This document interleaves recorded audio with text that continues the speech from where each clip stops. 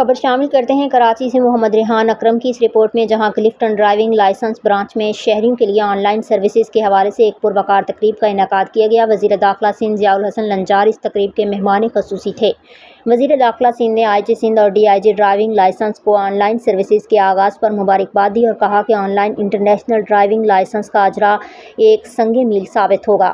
مزید کہا گیا کہ آن لائن سروسز کے ذریعے شہری بآسانی لرننگ، انٹرنیشنل لائسنس اور نان کمرشل لائسنس کی تجدید کی سہولت حاصل کر سکیں گے۔